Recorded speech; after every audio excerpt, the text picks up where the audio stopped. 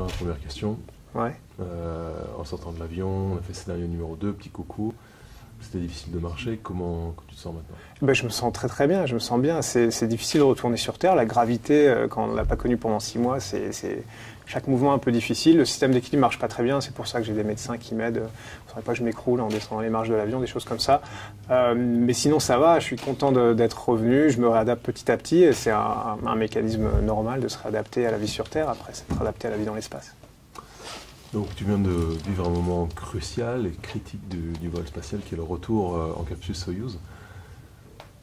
Est-ce que tu peux nous raconter, tu as le temps, nous raconter un moment le plus impressionnant peut-être, avec Ouais. des surpris Ben, non, alors il n'y avait pas vraiment de surprise parce qu'on l'a tellement répété au simulateur et ça c'était bien parce que ça permet d'être préparé et puis d'aborder ça de manière complètement sereine parce qu'on sait exactement ce qui va se passer, on est habitué aux réactions qu'on doit avoir, etc. En même temps, il y a des choses qu'on ne peut pas simuler. Quand la capsule se sépare en 3, c'est quand même un peu impressionnant de voir qu'on a une partie regardée par le hublot et puis de voir qu'il y a une partie du vaisseau qui part de l'autre côté. Mais tout ça, ça s'est très bien passé. La partie la plus impressionnante, c'est à partir de la rentrée atmosphérique, où là, vraiment, on freine avec le bouclier thermique par frottement sur l'atmosphère. Ça échauffe la capsule et le bouclier thermique, et là, c'est vraiment feu d'artifice, parce que sur les hublots, on voit des étincelles passer, des flammes de tous les côtés, jusqu'à ce que les hublots soient carbonisés et qu'on ne voit plus rien du tout. Et puis ensuite, le parachute s'ouvre. Alors ensuite, on expérience les G, enfin la force de la gravité. On est monté jusqu'à 4,5 G à peu près. Et ensuite, la charge redescend à 3,5. Là, le parachute s'ouvre et ça dure 20-25 secondes. Donc pendant 20-25 secondes, on est brinque-ballé dans tous les sens. Ensuite, ça se stabilise, on descend tranquillement. Les fenêtres qui ont été carbonisées sont éjectées. Là, on peut voir dehors. Et là, on a l'impression que le sol est vraiment très très près. Après l'avoir vu à 450 km d'altitude pendant 6 mois, là, on se dit, oh là là, mais on est quand même très très proche.